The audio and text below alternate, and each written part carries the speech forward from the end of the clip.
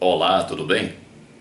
Estamos começando o estudo do Evangelho de Lucas. Hoje vamos analisar o capítulo 4. Este capítulo começa com a tentação de Jesus. Alguns espíritas não aceitam que Jesus tenha sido tentado. Alegam que Jesus é superior demais para ter sido tentado.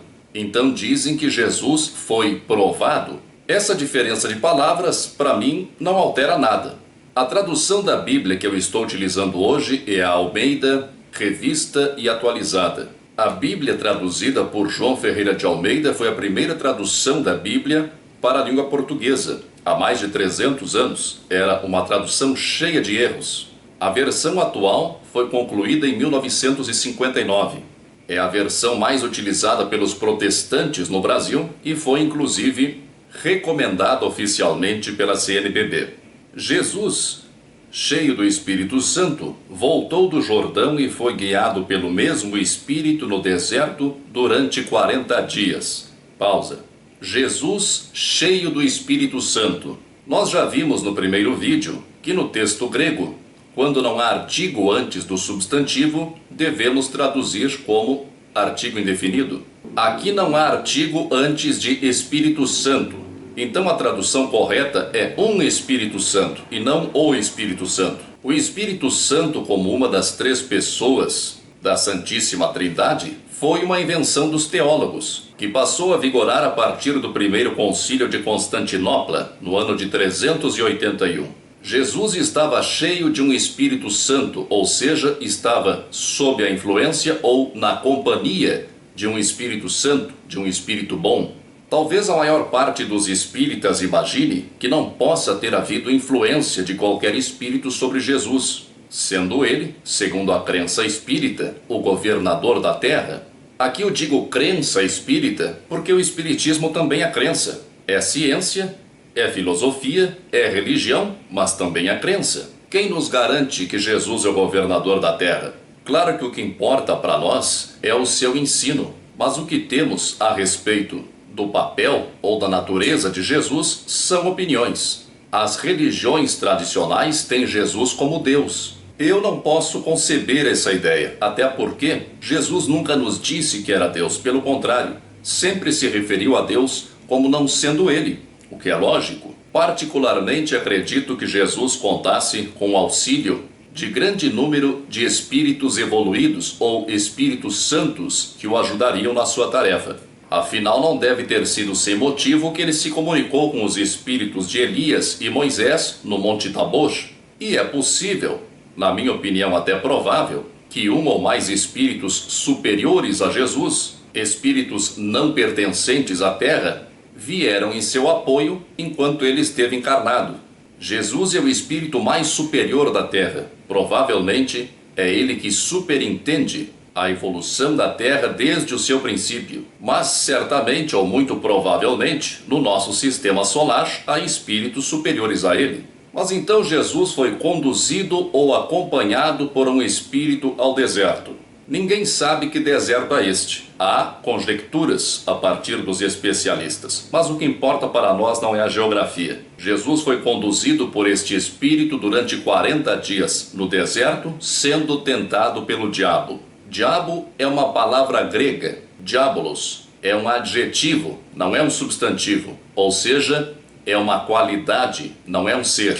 Essa palavra deve ser entendida como aquele que desune, aquele que separa, o opositor, o adversário. A palavra hebraica Satanás, que tem o mesmo sentido, é algumas vezes traduzida como diabo. Então, diabo ou Satanás não são seres, são qualidades.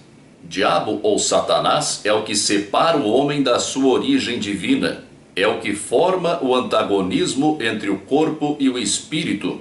É o que contrapõe a matéria em relação ao espírito. É o apego à materialidade em oposição às coisas de Deus. É ridículo pensar que Jesus, o espírito mais superior que há na terra, que muitos consideram Deus, seria tentado por um ser. Este ser, naturalmente, teria sido criado por Deus, porque tudo que existe foi criado por Deus. A tentação ou provação de Jesus foram pensamentos que surgiram em meio a profundas meditações e em meio à preparação para o começo da sua missão. Jesus acaba de ser batizado ou mergulhado por João Batista e deve começar em seguida a sua missão como encarnado. Como eu não leio todo o Evangelho para não tornar este estudo cansativo para você, eu recomendo que você leia o capítulo 4 que nós estamos estudando, não é muito longo. Se você não tem o Evangelho, aqui embaixo tem um link da Bíblia Online. Quais foram as tentações de Jesus? O texto diz que Jesus ficou 40 dias sem comer e que depois teve fome. Então Jesus foi tentado a transformar pedra em pão. Depois foi tentado a ter todo o poder e a glória sobre todos os reinos do mundo. E por último foi tentado a se atirar de cima do pináculo do templo. O que representam essas três tentações? São as tentações do egoísmo, do orgulho e da vaidade. O egoísmo de transformar pedra em pão, visando a saciedade dos sentidos.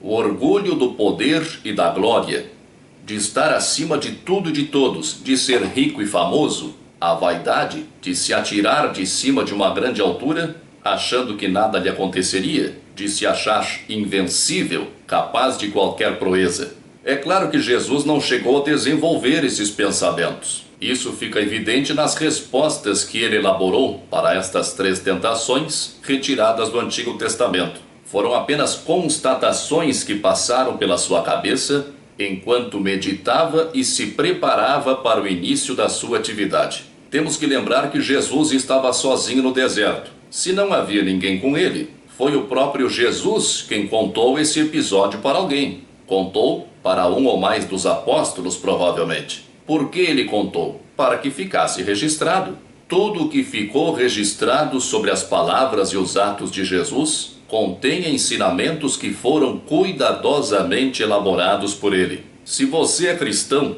de qualquer denominação religiosa, você há de convir que tudo na vida de Jesus, todos os seus passos, foram cuidadosamente calculados. A evolução na Terra é um projeto de longo prazo. A vinda de Jesus foi planejada durante séculos. Foram reunidos os espíritos certos, nos momentos certos, nos lugares certos. Se Jesus pregou durante 3 anos, ele deve ter feito muita coisa. Deve ter dito muita coisa, muito mais do que está registrado. Mas o que ficou registrado faz parte de um planejamento milenar, de um planejamento cósmico, onde todas as peças deveriam ser cuidadosamente encaixadas para que o seu ensino atravessasse os séculos. A linguagem aparentemente obscura e os fatos aparentemente sem lógica guardam ensinamentos profundos. Nós vimos no vídeo anterior que João Batista mergulhava as pessoas numa reforma mental ou conscientização para o resgate dos próprios erros, para o resgate espontâneo do karma. Jesus acabara de ser mergulhado por João Batista e foi para o deserto ser tentado pelo diabo. É fácil perceber o ensinamento. Quando o espírito encarnado mergulha dentro de si mesmo em busca da sua origem espiritual, ele se decide pela reforma íntima, pela reforma mental, pela conscientização e pela mudança no padrão de pensamentos. Então ele se propõe a resgatar os próprios erros, a se reharmonizar com a lei de causa e efeito. E ele é conduzido por um espírito bom ou um espírito santo ao deserto, ao vazio, à região desabitada da sua mente, pois a sua mente está em reforma. Ele está abandonando o homem velho para assumir o homem novo. Deixou os antigos hábitos, mas ainda não experimentou os novos hábitos. Está num vazio, está num deserto, e então se depara com a tentação de Satanás, que é o apelo material, que é a atratividade das coisas materiais. É a luta, a oposição entre a matéria e o espírito. Ele é tentado no egoísmo, no orgulho e na vaidade. E deve vencer essas tentações ou provações embasado na lei de Deus, para ficar apto a começar a sua caminhada de homem novo. Depois de já haver começado a ensinar, de já ser conhecido, Jesus vai um dia a Nazaré, a cidade onde havia se criado, e num sábado vai até a sinagoga. O sábado era o dia dedicado a Deus, então era o dia em que a sinagoga se enchia de gente. Para quem não sabe, sinagoga é o local de culto dos judeus. Então eles entregaram a Jesus um texto para ele ler. Era o livro de Isaías, que hoje é um dos livros que compõem a Bíblia. Estava escrito assim: O Espírito do Senhor está sobre mim, pelo que me ungiu para evangelizar os pobres. Enviou-me para proclamar libertação aos cativos e restauração da vista aos cegos, para pôr em liberdade os oprimidos e apregoar o ano aceitável do Senhor. Isaías começa dizendo neste texto que um Espírito do Senhor está sobre ele, ou seja, ele está sob a influência de um Espírito de Deus, de um Espírito bom. Escreve sob a influência de um Espírito, como o moderno processo de psicografia. Este texto que Jesus leu está no livro de Isaías, capítulo 61, versículos 1 e 2, e capítulo 58, versículo 6. É uma mistura destas duas passagens. Vamos relembrar: um Espírito do Senhor está sobre mim, pelo que me ungiu para evangelizar os pobres. Ungiu, ungir é derramar azeite, aplicar azeite. Costumavam derramar azeite sobre aqueles que eram consagrados a Deus. Temos que lembrar que estamos tratando de costumes de milênios atrás, e o azeite representava pureza. A palavra Cristo quer dizer ungido. Cristo, Messias e ungido são a mesma coisa. Cristo é o ungido de Deus, o consagrado a Deus. Ou, no sentido mais profundo, aquele Espírito que está permeado de Deus, embebido de Deus. Assim como o azeite permeia, penetra, embebe, assim o Espírito cristificado é permeado por Deus. Me ungiu para evangelizar os pobres. Evangelho quer dizer boa nova, novidade boa, boa notícia. Então se refere às boas notícias que serão levadas aos pobres. Não podemos cair no erro de achar que os pobres são privilegiados e que Deus tem preferência pelos pobres. Se Deus tivesse preferência por alguém, estaria sendo imparcial e não seria Deus. Se Deus gostasse da pobreza, o universo não seria rico e abundante. No texto de Isaías, nesta versão da Bíblia, não está escrito pobre, está escrito quebrantado. Quebrantado é enfraquecido, abatido. Mas vamos ler o versículo seguinte, capítulo 58, versículo 7 de Isaías, para entendermos o conceito de pobre utilizado aqui. Porventura não é também que repartas o teu pão com o faminto, e recolhas em casa os pobres desabrigados, e, se vires o nu, o cubras, e não te escondas do teu semelhante? Quem passa fome está desabrigado, e sem roupa não é qualquer pobre. É um mendigo, um pedinte, é alguém que pede ajuda. Levar boas notícias aos pobres, então, é levar boas notícias aos pedintes, aos que estão mendigando, e libertar os cativos, e restaurar a vista aos cegos, e pôr em liberdade os oprimidos. Isso é claro que se refere às coisas do Espírito. Por isso Jesus, ao terminar a leitura do texto, disse: Hoje se cumpriu a escritura que acabais de ouvir.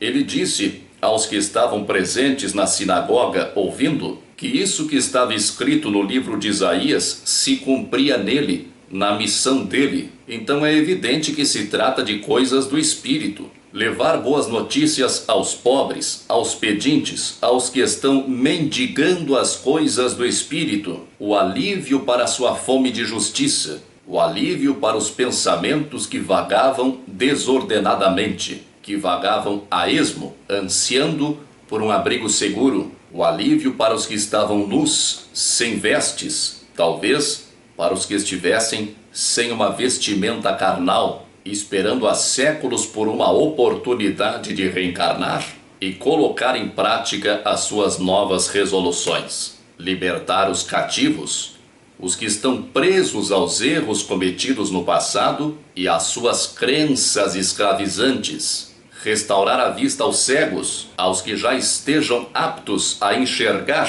a realidade espiritual depois de milênios de cegueira materialista. Pôr em liberdade os oprimidos, os que sofrem por terem ficado muito tempo oprimidos pela culpa, pelo remorso, que já esgotaram o seu karma, mas que ainda não conseguiram sair da sua inércia mental e apregoar o ano aceitável do Senhor, ou seja, mostrar aos espíritos encarnados e desencarnados que habitam a Terra que o tempo de libertação a partir do esclarecimento já chegou. Depende de cada um evoluir a partir de um mergulho dentro de si mesmo e da reforma mental, da conscientização. Muitos podem estranhar o fato de Jesus anunciar tudo isso há 2000 anos e até agora a humanidade viver tantos conflitos. Não posso citar os avanços da humanidade de lá para cá, porque isso tomaria muito tempo, mas basta observar a história. E um passeio pelo Antigo Testamento, para quem gosta de estudar a Bíblia, ou para quem acha que só a Bíblia contém a verdade, uma olhada rápida pela Bíblia mostra o quanto evoluímos, o quanto a nossa mentalidade mudou, o quanto os nossos costumes mudaram. Desde o tempo de Jesus, muitos espíritos já se libertaram da matéria. A liberdade aos cativos, a que se refere o texto de Isaías, também quer dizer isso. Muitos espíritos se libertaram da prisão da carne a partir de Jesus, não precisando mais reencarnar. Muitos que aqui haviam sido exilados voltaram aos seus planetas de origem. E muitos dos que conviveram com Jesus, que recusaram o seu ensinamento, estão aqui, humildes, pregando o Evangelho. 2000 anos, em termos cósmicos, é uma fração de segundo. A Terra tem 4 bilhões e meio de anos. A pressa, portanto, é nossa. Deus não tem pressa. Então Jesus leu esta passagem de Isaías e disse que estas coisas que estavam escritas no texto de Isaías se cumpriam nele. As pessoas que estavam na sinagoga ficaram pasmadas com aquilo, porque afinal de contas conheciam Jesus desde pequeno. Sabiam que ele era filho do carpinteiro José, uma cidade pequena como devia ser Nazaré, que até hoje ninguém sabe exatamente onde era. Provavelmente só tinha um carpinteiro, e José, pai de Jesus, era o carpinteiro. Então aquelas pessoas todas estranharam muito que o filho do carpinteiro falasse daquela forma. Jesus já havia começado a sua pregação, já havia promovido curas em Cafarnaum, já havia passado por Jerusalém, e a sua fama havia chegado na sua cidade, Nazaré. Jesus sabe que eles esperavam que ele fizesse em Nazaré o mesmo que tinha feito em outras cidades. Jesus diz a eles, em determinada altura, que nenhum profeta é bem recebido em sua terra. E essa é uma verdade fácil de constatar. Geralmente as pessoas espiritualmente elevadas, que são respeitadas, admiradas e queridas por muitos, passam entre os seus familiares, entre os seus próximos, como se fossem pessoas excêntricas, diferentes, malucas. Jesus citou 2 exemplos, retirados do Antigo Testamento, acontecidos com Elias e Eliseu, de auxílio e cura que foram realizados a estranhos em detrimento dos mais próximos. É que os mais próximos, por estarem acostumados com as pessoas, dificilmente conseguem desenvolver a confiança necessária, não têm a sua fé despertada. A proximidade ativa o julgamento, ativa a mente crítica, as comparações, o despeito e a inveja. Já uma pessoa mais distante, de quem apenas ouvimos falar, com quem não temos nenhum envolvimento, pode despertar a nossa confiança e nos encontrar receptivos. Nas passagens dos evangelhos de Mateus e Marcos, que narram esta visita de Jesus à sua cidade, Nazaré, é dito que Jesus não pôde realizar ali nenhuma grande obra porque eles não tinham fé. Fica evidente então que é preciso a conjunção de 2 fatores para que haja a cura ou a mudança no padrão de pensamentos: o poder curador por parte de quem age e a receptividade por parte de quem sofre a ação. A parte ativa é o poder, a parte passiva é a receptividade. O que provoca esta receptividade é a fé. Nem mesmo Jesus tem o poder de curar o espírito se o espírito não tem fé, se ele é incrédulo e endurecido. O que nós depreendemos desta lição que Jesus nos deixou? Jesus nos diz, noutra ocasião, que o reino dos céus, ou reino de Deus, está dentro de nós. Também disse, mesmo que de modo indireto, que nós somos deuses e que nós poderemos fazer tudo o que ele fez e até mais. Nós somos criação de Deus, somos parte de Deus, temos Deus dentro de nós. Jesus desenvolveu completamente o seu Cristo interno, o Deus que habita dentro de cada um de nós. Por isso ele diz que ele é um com o Pai, porque ele superou completamente o personalismo, superou completamente o ego humano e passou a ser pura manifestação de Deus. Todos somos espíritos criados puros e ignorantes, mas cada um de nós tem a essência divina.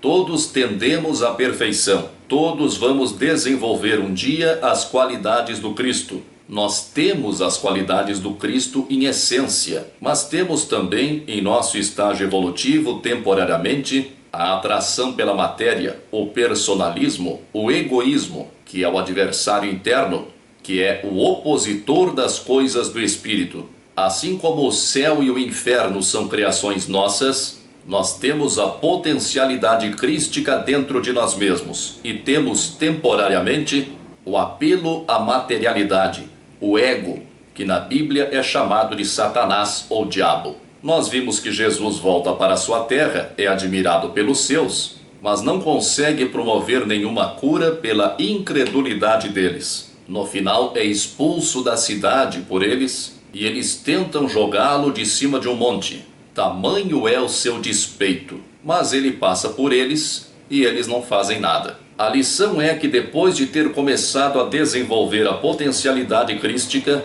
depois de mergulhar dentro de si mesmo e de ter começado a reforma íntima, a reforma mental de conscientização, nós seremos confrontados muitas vezes ainda com o ego, com o personalismo, quando a nossa essência crística retorna à sua cidade de origem nesta existência, que é o personagem que animamos. Eu estou Morel, mas eu sou espírito imortal como você. Morel é o personagem que eu animo nesta existência. Então, quando a nossa essência crística retorna brevemente à sua origem, que é o personagem que animamos, este personagem se revolta. Não admite que o lado espiritual seja maior que o lado material. Não admite e não entende que a essência crística esteja se desenvolvendo e que com isso a personalidade, o personagem que está animando, se torne pequeno. Porque quanto mais se desenvolve o espírito,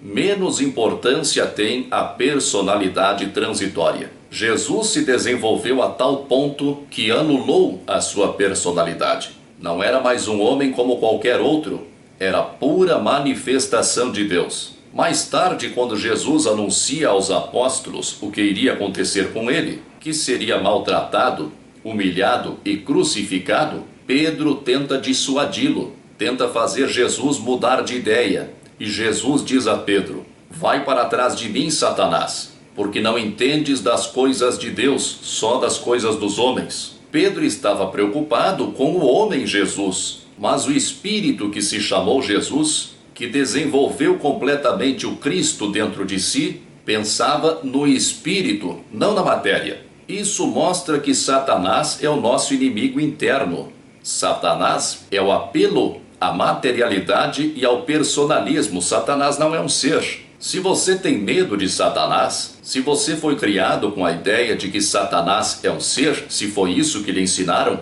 esqueça, liberte-se. Você tem que se cuidar, mas é de você mesmo. Os conterrâneos de Jesus ficaram tão despeitados que tentaram jogá-lo de cima de um monte. Isso quer dizer que o nosso personalismo fica tão despeitado por estar perdendo a sua importância no mundo, que quem está em evidência e está se desenvolvendo é o Cristo interno, que tenta derrubar o Cristo, tenta rebaixar o Cristo, tenta baixar a frequência vibratória para se livrar da responsabilidade e dar vazão novamente à materialidade. Mas a personalidade é transitória, é passageira, e o espírito é imortal. Por isso Jesus passa entre os seus conterrâneos e eles não conseguem jogá-lo para baixo. Emmanuel aproveita esta passagem do Evangelho, em que encontramos Jesus na sinagoga lendo um livro, como se fosse um homem comum, para nos lembrar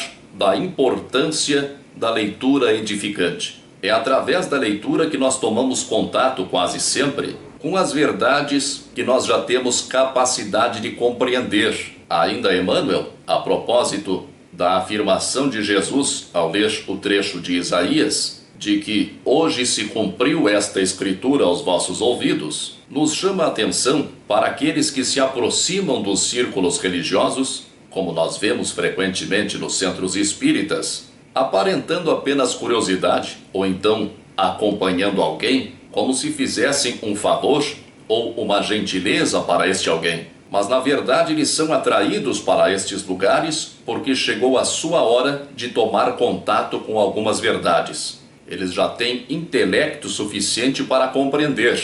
E a partir daí, mesmo não levando a sério o que aprenderam, a sua responsabilidade já é maior, pois já tomaram contato com a verdade e não podem alegar ignorância. Se não souberem aproveitar essas verdades, pior para eles. Nós já vimos que Jesus ia aos sábados até a sinagoga para ensinar.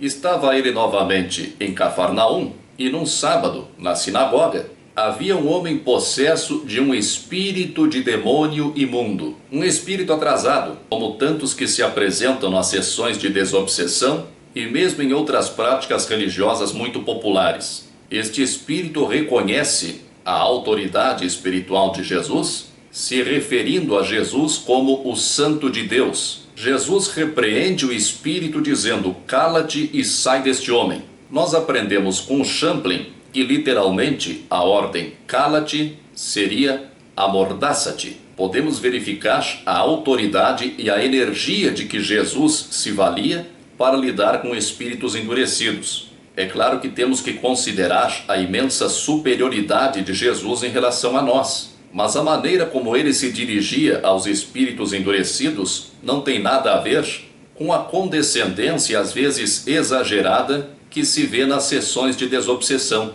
onde se trata às vezes espíritos renitentes no mal como irmãozinhos sem luz, como se o simples fato de estar desencarnado merecesse uma maior consideração. O homem cai no chão e o espírito deixa ele. O fato do homem cair se deve à separação brusca entre os dois, que deviam estar fluidicamente unidos há bastante tempo. Este episódio nos lembra a firmeza que devemos usar com as nossas próprias falhas de caráter e tendências inferiores. Depois que reconhecemos o nosso Cristo interno, ou que pelo menos tomamos conhecimento da sua existência e formamos a resolução de seguir o caminho reto, não podemos mais ser condescendentes com nossas fraquezas e inferioridades. Assim que elas se manifestarem, devemos amordaçá-las e expulsá-las sem hesitação. Neste mesmo capítulo que estamos estudando, há a cura da sogra de Pedro. Jesus muito provavelmente morava na casa de Pedro, em Cafarnaum, e ao voltar da sinagoga encontraram a sogra de Pedro com febre. Jesus repreende a febre e a mulher fica boa imediatamente e passa a servi-los. Nós vemos que Jesus tinha hábitos simples, seguia a religião do seu povo e cuidava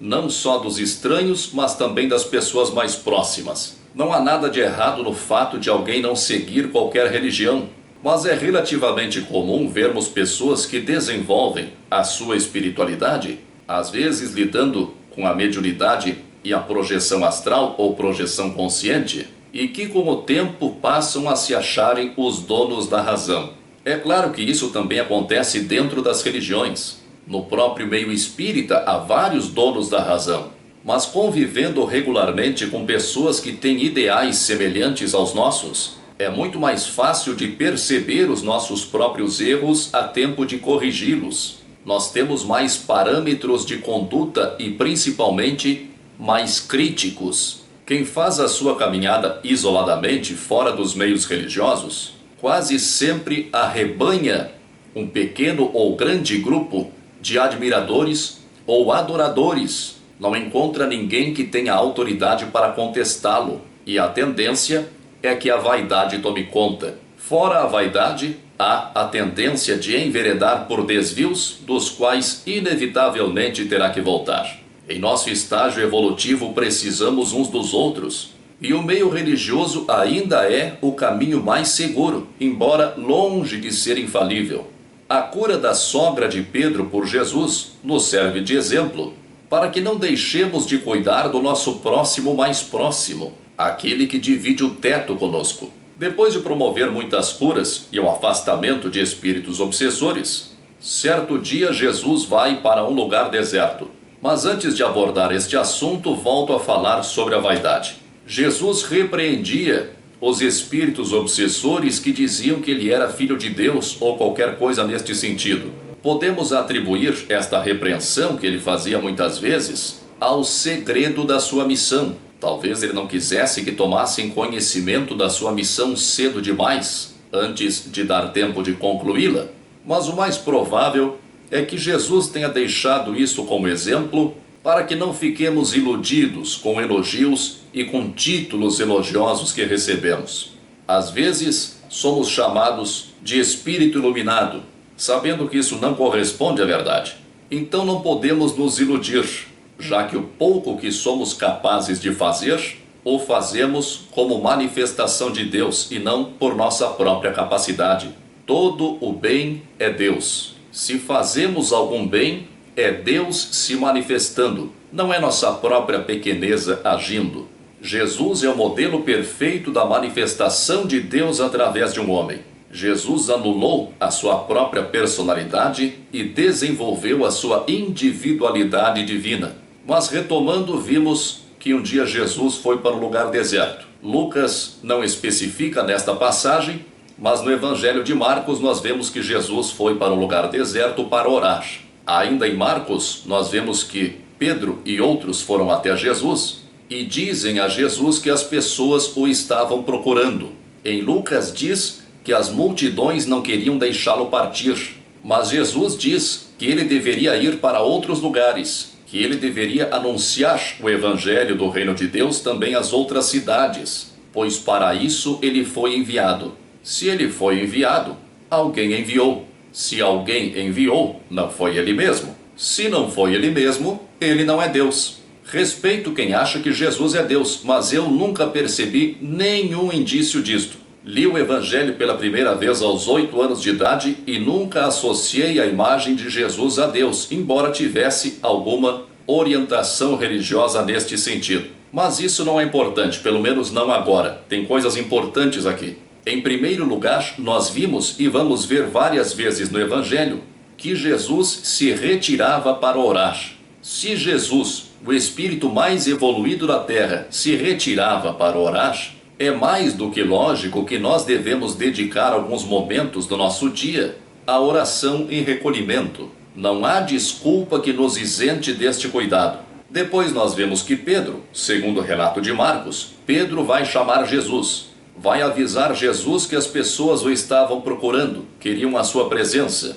Jesus responde a Pedro que deveria pregar o Evangelho do Reino de Deus em outros lugares, em outras cidades. Hoje nós sabemos, principalmente através da obra de André Luiz, da existência de cidades no astral ou colônias astrais. Na primeira epístola de Pedro, capítulo 4, versículo 6, este mesmo Pedro nos conta que Jesus pregou o Evangelho também aos mortos. Pouco antes, no capítulo 3, versículo 19, Pedro diz que Jesus pregou aos espíritos em prisão. Os espíritos em prisão são os espíritos que permanecem psiquicamente presos a regiões que nós chamamos de astral inferior. Jesus certamente tinha capacidade de acessar simultaneamente os planos físico e astral, mas em determinados momentos, em recolhimento, ou enquanto o corpo físico dormia, ele devia se projetar no astral para dar continuidade ao seu trabalho lá naquele plano. As multidões que procuravam Jesus quando Jesus está no lugar deserto para orar, também simbolizam a multidão de pensamentos que procuram a nossa mente quando nós nos recolhemos para meditar. Uma multidão de pensamentos sobre o que aconteceu durante o dia, sobre o planejamento metódico para o dia seguinte, e inúmeras imagens que tentam passar pela nossa tela mental. Mas nestes momentos em que estamos recolhidos, não devemos atender à multidão dos pensamentos, pois temos que acessar outros lugares, temos que acessar o nosso íntimo, buscar o contato com Deus em nós, com o nosso Cristo interno, pois é para isto que nos recolhemos. Espero que este estudo tenha sido proveitoso para você. Obrigado por estar comigo. Se você gostou deste vídeo, clique em gostei. Ali embaixo tem o campo para você se inscrever. Se inscreva no meu canal e compartilhe este vídeo com as pessoas que você acha que possam se interessar por este assunto. Obrigado.